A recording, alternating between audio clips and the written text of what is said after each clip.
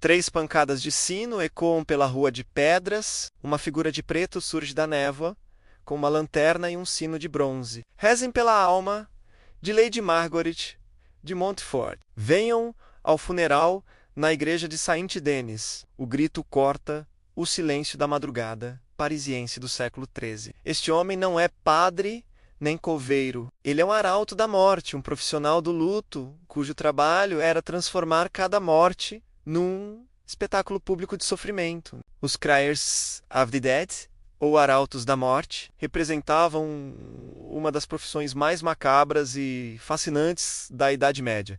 Eram homens licenciados pelo rei que percorriam cidades europeias, anunciando falecimentos, com uma teatralidade que hoje parece absurda, mas que na época era uma questão de vida ou morte espiritual, literalmente.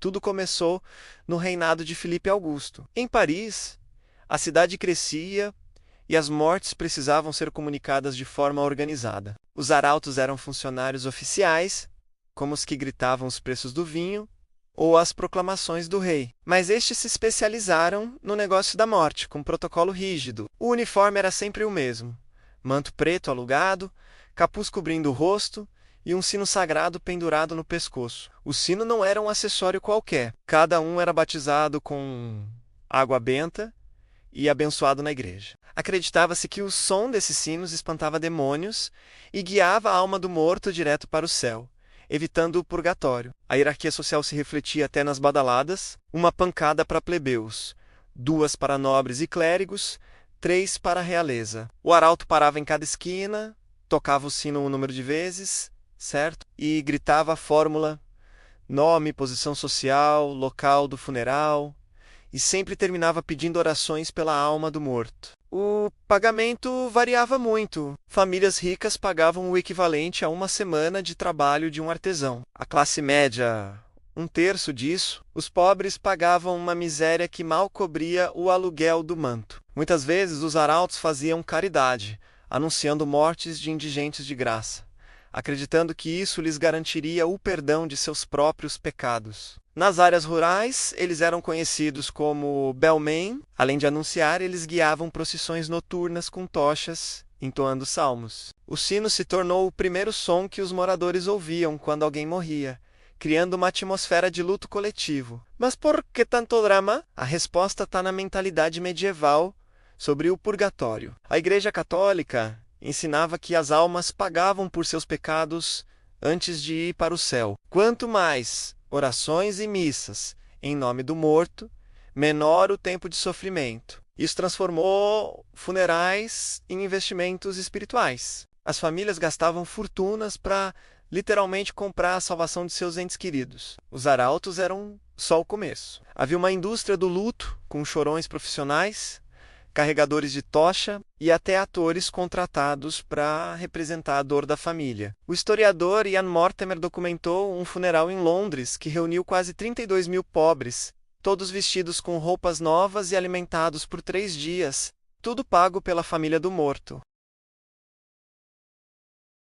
O ritual parecia uma produção teatral. O corpo era lavado com água perfumada, ungido com óleos, envolvido em linho fino e coberto por uma mortalha de pele de cervo. Era colocado num caixão alugado, coberto com veludo bordado a ouro. A procissão começava ao amanhecer, liderada pelos arautos e seus sinos. Atrás um mar de tochas, depois vinham as choronas profissionais, pagas para gritar, rasgar as roupas e se jogar sobre o caixão. As choronas, conhecidas como pleurantes na França e Kinners na Irlanda, desenvolviam lamentos personalizados, cantando as virtudes do morto e descrevendo a dor de sua partida. As mais famosas eram contratadas para viajar centenas de quilômetros. Na igreja, a missa de requiem transformava o espaço. Paredes cobertas de preto, centenas de velas, incenso e coros de monges cantando em latim. O caixão ficava no centro, cercado por uma guarda de honra de pobres contratados, cada um com uma vela, rezando em voz alta.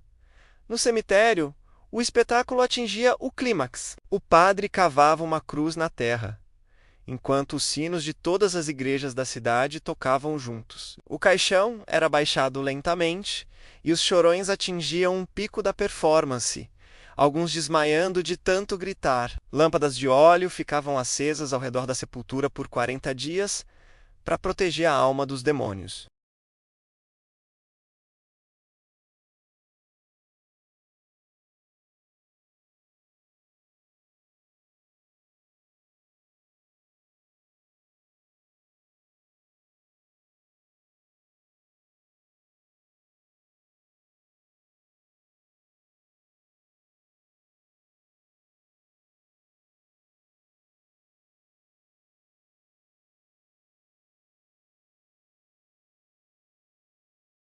A peste negra do século XIV intensificou tudo. Com um terço da Europa morrendo, o medo do purgatório virou histeria. Famílias gastavam suas últimas economias em funerais, preferindo a miséria da nação. Os arautos trabalhavam dia e noite, e seus sinos se tornaram um boletim de notícias da morte. Essa tradição não desapareceu totalmente. Na Irlanda, as Quinners continuaram ativas até os anos 1950, pagas com uísque para realizar o lamento ritual. A Igreja Católica Irlandesa finalmente baniu a prática, chamando-a de pagã.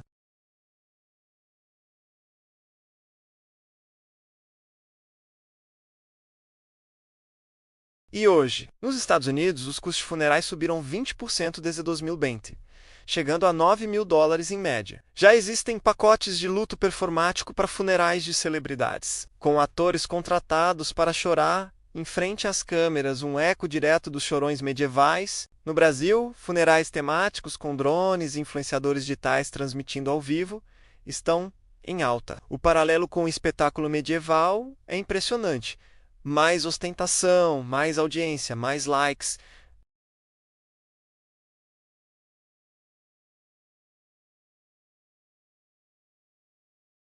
Os arautos medievais intuíram essa necessidade séculos antes da psicologia moderna. Historiadores hoje debatem se tudo isso era ostentação ou medo genuíno.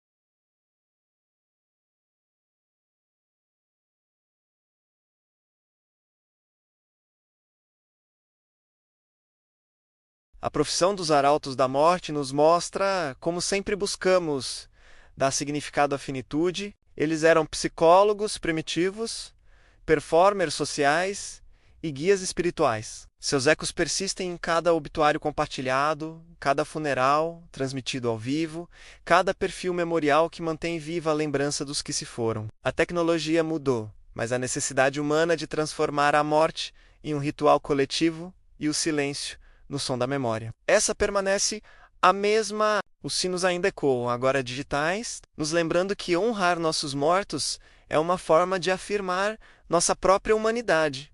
Obrigado por assistir. Se você gostou de mergulhar nessa história, não se esqueça de curtir o vídeo e se inscrever no canal para mais viagens fascinantes ao passado. Até a próxima!